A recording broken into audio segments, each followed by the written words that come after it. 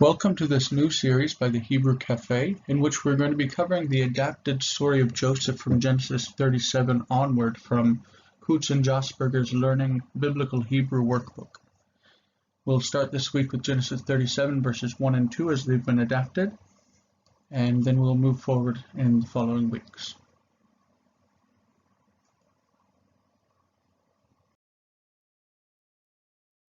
Genesis 37 verses 1 and 2 adapted.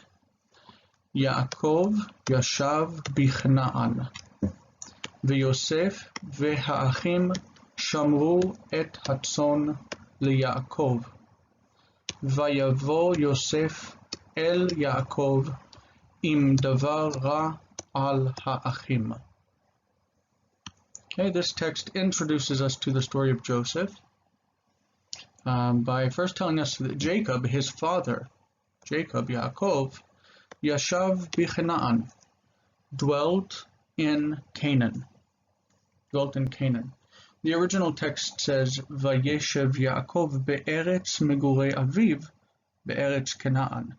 That is, that Jacob dwelt in the land of his father's sojourning, in the land of Canaan. So the text is obviously simplified. It's just three words, Yaakov Yashav bichna'an. Notice the asterisk by which I'm indicating that I've changed the word order here. I'm going to use an asterisk to mark any change that I've made to the adapted text by the authors.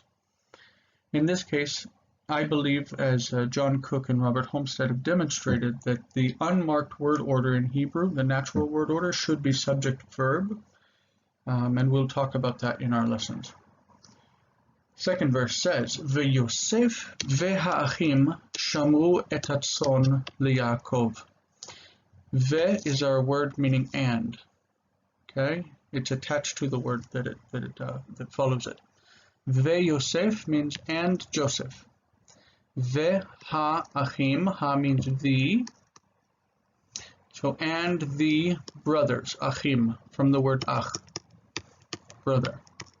Okay. Achim shamru. The u ending here tells us this is a plural verb. Shamar, he kept. Shamru, they kept. Okay, so again, v'Yosef v'ha'achim shamru.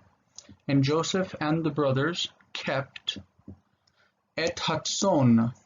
Tzon is our word for flock. It's from the vocabulary. Ha means the. It's a definite article. The flock. Hatzon.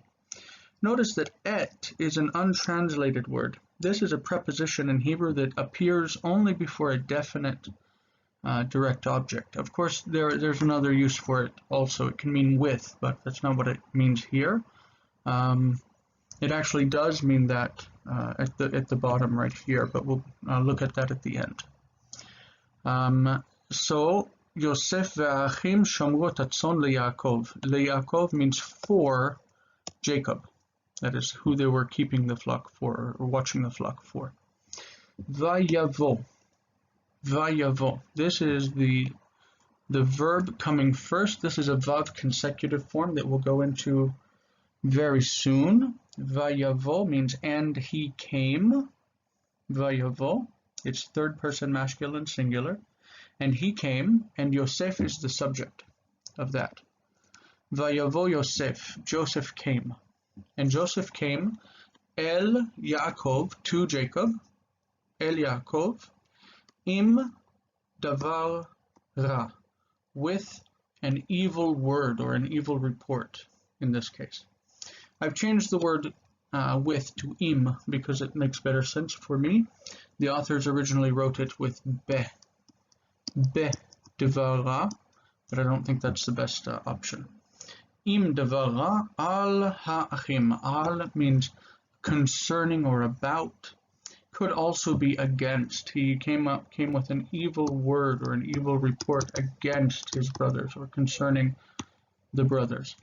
The word his brothers isn't used yet because we haven't learned possession, but that's basically the meaning of the text. It says Jacob dwelt in Canaan, and Joseph and the brothers guarded the flock for Jacob.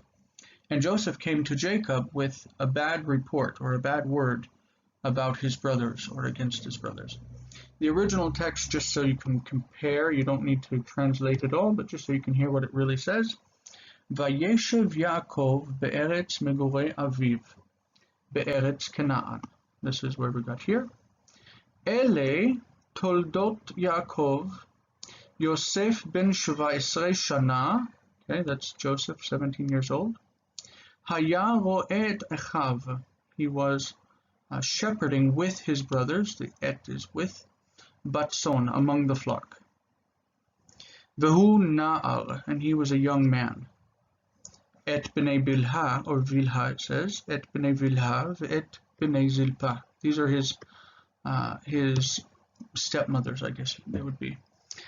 So he was a young man with the sons of Bilha and the sons of Zilpa. These are his father's other children. Nesheh Aviv, the wives of his father. Nesheh Aviv. Vayave, and he brought. Vayave Yosef et dibatam, he brought their report. Ra'ah el avihem, they brought their report evil to their father.